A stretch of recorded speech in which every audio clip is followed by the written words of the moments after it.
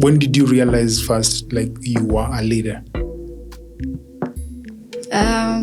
For me, the leadership journey has been very transformative in different ways that I can't maybe explain or fathom in my life. My leadership journey, I can say it began when I was so little, because you can't take house management as a joke. In terms of house management in quotes, I mean like when your mom gets out and she's like, take care of your brothers, do this. Growing up, it's so funny because every time for me and my siblings, we were like, I'm the HOD kitchen. I'm the HOD this and this department. It was just like, you're just representing yourself there, like you'll manage the cleaning, you'll manage everything that concerns the kitchen, the living room, and every other place in the house. So I believe leadership began from that. And also growing up, we grew up with parents who are like, you know what, you cannot be, not in a bad way, you cannot be ordinary, you have to be unique because you were born unique. So you can't live your life like your brothers. You have to be that extra. You have to present yourself in a higher position, if you get me. Like, so growing up, we knew that we had to do better. Extra. Yeah, that extra.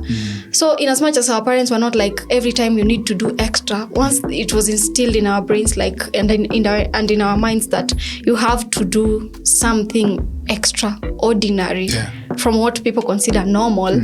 That was just something in our minds, because from then onwards, we were like, this is how it's done, but I think I can do better than what people consider normal.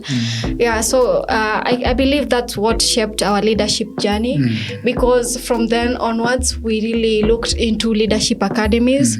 We were so fortunate to attend so many others within Nairobi, some in Coast. Then to a point at university, we also had different leadership journeys.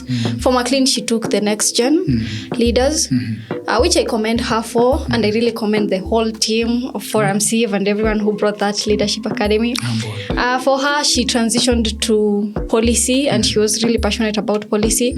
But for me, my leadership journey has been policy, advocacy, and mostly training about generally leadership, because I'm really passionate about leadership and what it can bring to the table, what kind of group it can bring, and also associate with on those high tables. And I believe also leadership has the power to transform anyone. Beautiful.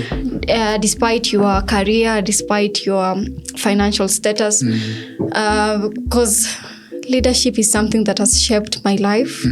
And going forwards, I believe I can shape so many other people's lives, inspire them to be whatever they want to be.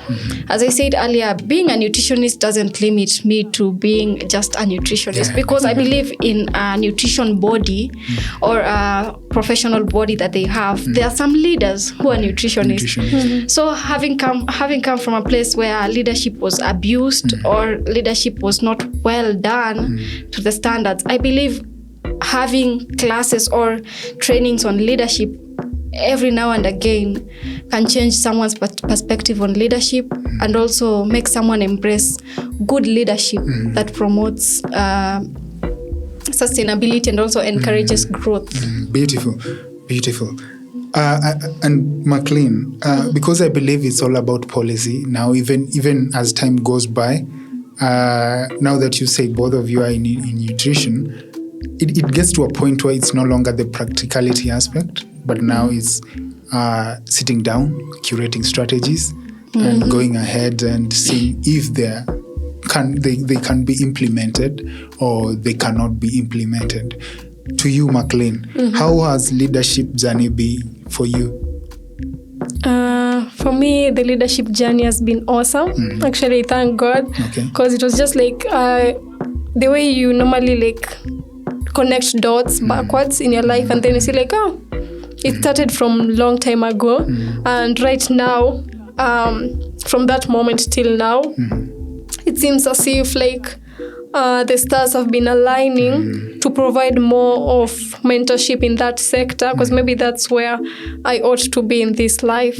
And for me, the leadership journey has been great in terms of right now. The way I think about leadership is very different. The conviction I have about it is also very different in that I believe in living right every day of my life. So that by the time like I was joking, like by the time I'm on my deathbed, sina regrets yoyote. Yeah. And living right to me inamaanisha starting with self, like spiritually, emotionally, and all that. And also living right to me as a leader right now means that I don't do anything at the expense of others. And living right to me as a leader also means that whatever I do, I ensure that no one suffers because I do that. I ensure that whatever I do is for the goodwill of everyone, embrace integrity and all that. In a sense of living right in terms of my community and everything else, I ensure that, let's say there are resources allocated and they are meant to go to these people, or maybe there is something to be done.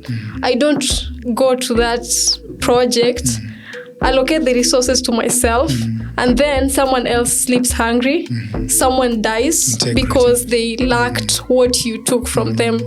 That to me is not living right. So leadership right now to me has made me like yearn every day to live right and make sure no one suffers because of a stupid decision I make. I wouldn't call it necessarily stupid. It's just misdirected. True. Now translating that into our geopolitics now, our country politics, like we having to transition from different types of leadership going around. Some of us are happy with the regime. Some of us are not happy with the regime. Some of us who are happy with the regime or not happy with the regime, we are showing it on mainstream. Some of us are not showing it on mainstream. But I believe that now the leadership that we are seeing on the mainstream media being portrayed in our country, it did not start from the top. It started from the bottom. So it stems from the societal, where we are coming from. And if we were people of integrity, we wouldn't be blaming the type of leadership we have, knowing that we are the ones who molded that type of leadership. In being simple, I believe one main quality of a leader is having the ability to accept that in one or the other way you can be led. Many of our leaders don't believe they can be led. They believe they're the only ones who can lead. But now they then forget that leadership is not linear. We have different aspects of leadership. And on these different aspects, we have different leaders who are professionals in those aspects. Now, this goes to you, Marilyn. Okay. Like, how often do you account yourself as a leader in a day? Maybe let's say just in a day. How accountable are you to the decisions that you make? First of all, to begin with, I'd like to say that in most cases, I don't do everything alone.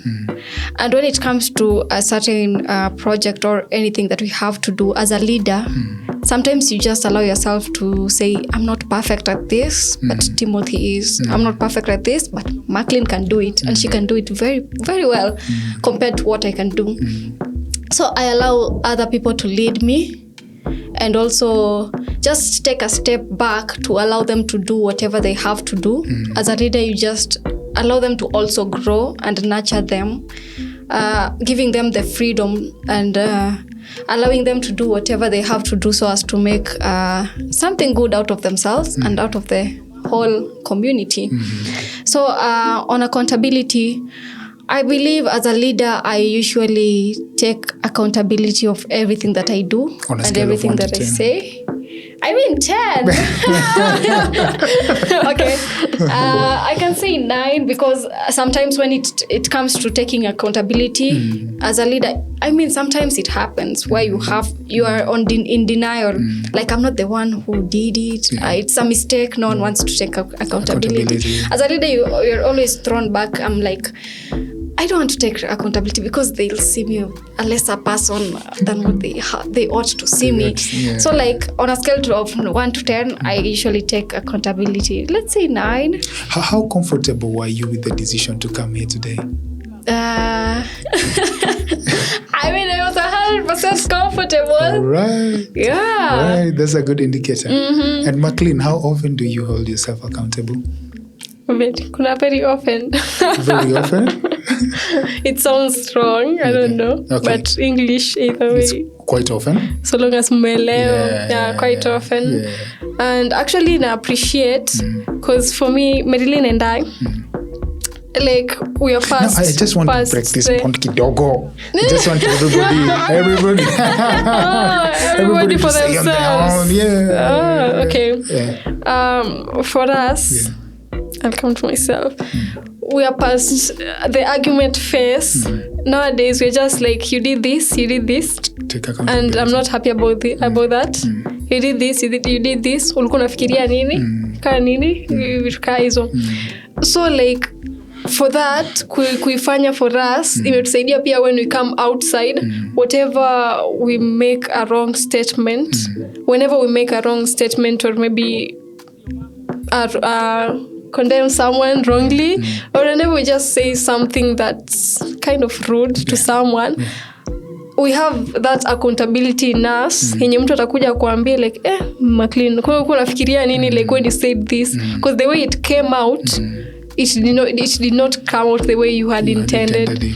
Nata like for that, like it has gone up to the extent of finances and all that, where we sit down, calculate all the finances and say this went to this, this went to this.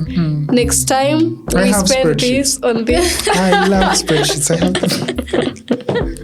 Yeah, I did one for my project. I remember.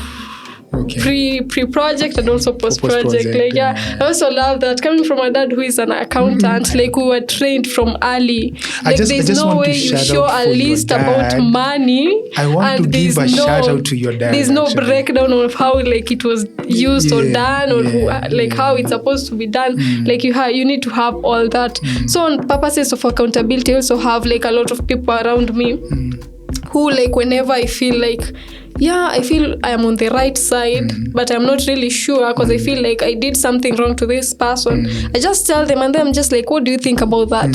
I sound like, by the way, here you did something wrong. Here you did not do this. Here. So, okay, I own up to my mistake and I accept.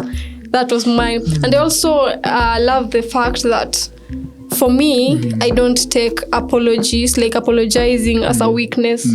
Whoever you are or whatever you do, even if I am a leader in that case, I don't see like apologizing to someone making me weak. In fact, it's a good thing accepting, because I'd rather accept my mistakes. Like for me, even in my attachment areas, like mistakes happen.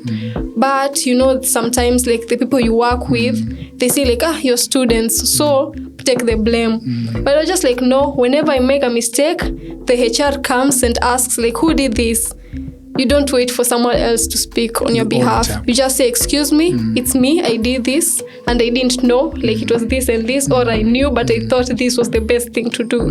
Yeah, so on accountability levels, I'm somewhere 8.5 or 8, a strong 8. I love that. How comfortable are you with trying. the decisions that you make? Comfortable, less comfortable, very comfortable? Very comfortable.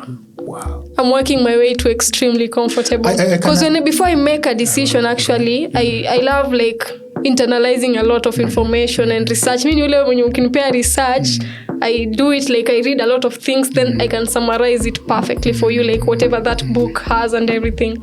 So before I make a decision, I research, I ask about it. You think a lot. Yeah, I think a lot also about the decision. Do you Like for me, I overthink most of the times. Like it takes we locomote in the same direction. That's PLO. hata alikuwa anasema like birds, si hata birds in scientific nini itaje hizo class pieces, class Fs, ni Fs ama I can't remember, but alikuwa anasema like birds of the same plumage locomote in the same what direction. hata iko direction, ilikuwa another sentence ya direction. That guy is a pure Luo. Okay. And you clap for him. I can allude everything you're saying when I saw your parents. Like, I really loved your dad. Not because he's an accountant and I'm in the same field. It's because simply like, kwanza when it came to a point where I asked him, how comes you have this sharp memory, you can remember everything? You can remember down to the figures, down to the nitty-gritties, and still you can remember like this is your family life and this is your professional life. You can coordinate through them flawlessly through each and every aspect. How comes you do that? He gave me an answer up to today. I'm still pondering over that. That's nice. But like you could remember like details. Walikuwa natufinya. That's why I'm saying I can allude as to why you guys take your time to think, take your time to internalize, take your time to really go over something before putting out there and feeling like I'm comfortable now with it. I can share it outside. And that deserves a clap for me. Yay. A clap for me. Not many people do such. Not many people. I agree. Like many people nowadays are lost in technology and the superficial things. They don't go a bit deeper. Details. And I don't want to go on that topic, but I'm feeling like we'll have another session where we'll go to that, because honestly, if we go to that, I will not finish this. And I feel like we really need to dissect it to the very basic level whereby we can be comfortable and say like we really maximize on the time that we really had. Okay. Yeah. And now coming to this is a section where we usually have I don't know how you guys call it. I don't know. You might call it one take, you might call it one time, but here we just say ukifikiria sana umebant. Na hakuna kubant. Fine ni gani? Mita. Fine unatoka unakimbia hapa. Merili na ameshafika kwa what is money? What is money? So coming to you, Marilyn, why did you choose to become a nutritionist? My passion for nutrition stems from just eating healthy, being brought up in a home where people value good food and just staying healthy generally. So when it came for me to choose my career path, I just wanted something that can give me a boost when it comes to just living healthy, being healthy, because without health, I mean, you are nothing. You can do nothing. Thank you for that. McLean, what grounds you in nutrition? The fact that I can get to live the longest life so long as I eat healthy, leaving all the other things constant. Yeah. What stands out for you in nutrition? The wide variety of career you can do. For example, you can be a clinical nutritionist, you can work in an NGO, you can be a sports nutritionist, you can be a product developer under nutrition. Yeah, it's just the wideness of nutrition. Okay, Yeah. McLean, are you comfortable with that decision to become a nutritionist? Right now, yes. Before, I had some issues because I wanted to be in healthcare. That's all I knew. But I didn't know I really wanted to be specifically in the field of nutrition. And right now, I want to be in the management part and leadership part of healthcare. Yeah. What are the numbers in nutrition that show there's market? Currently, we don't have really strong numbers, but I can say Can I use arrange?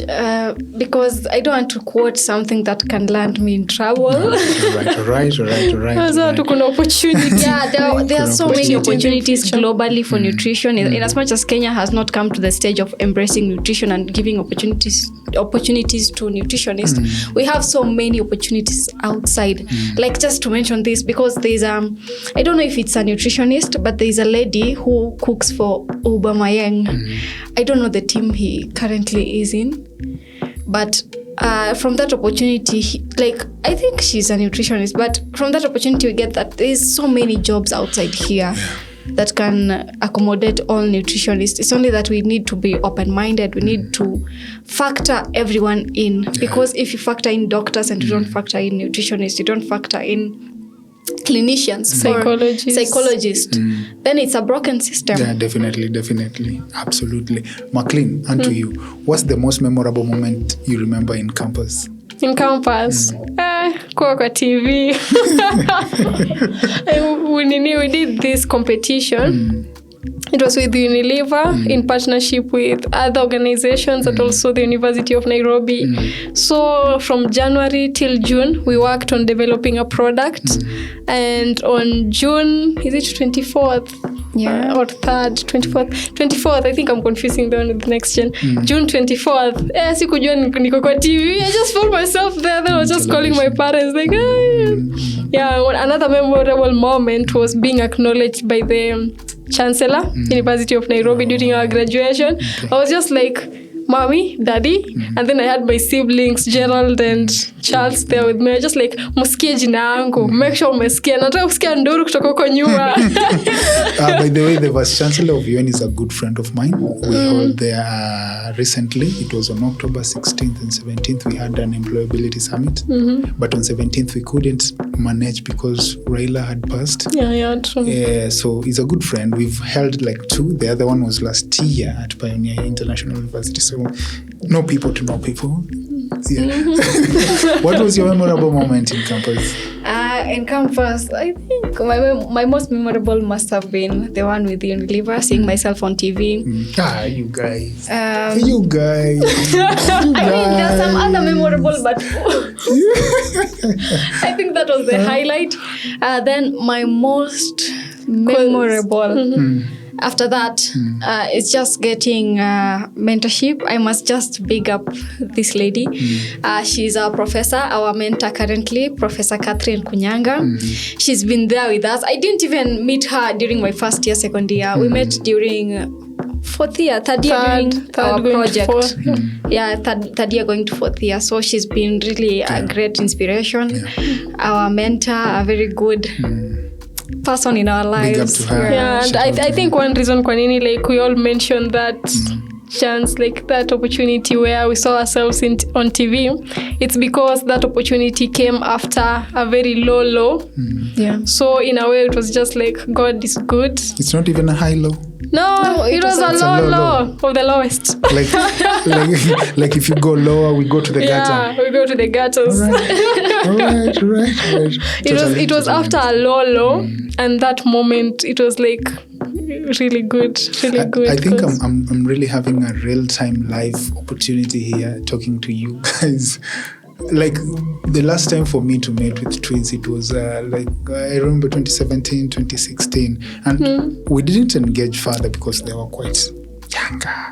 We couldn't engage them in adult matters, adult swim. So I feel like I'm really having this moment whereby I'll be looking back and I'm like, now I don't need to go and research about how twins function because kuna vitabu hapa, walking books. Yeah, I've lived this and I feel it's beautiful because you guys have passed my segment because I feel like it's more of telepathy. You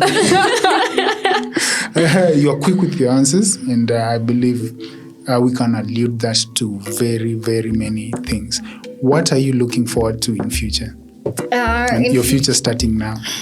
So I'm looking forward to exploring more global opportunities together with my community, together with those that I inspire, because I believe, I mean, for you to get that growth that you need to, you just need to get out of your comfort space. We've had moments with McLean here for a while now. From us going to Strathmore, from us going to hotel rooms. I was tired of sleeping in hotels. Oh my God. I was tired of sleeping in hotels. Let me just say, but I just want to thank Forum C for paying for the hotel rooms. They were really nice. Exquisite. Though they were too expensive for me. You know, someone even asked me for a job while I was leaving. They carried my suitcase to the Uber. Then I was just like, God so, in the future. Yeah, so I feel like we've had moments whereby we can really put on paper.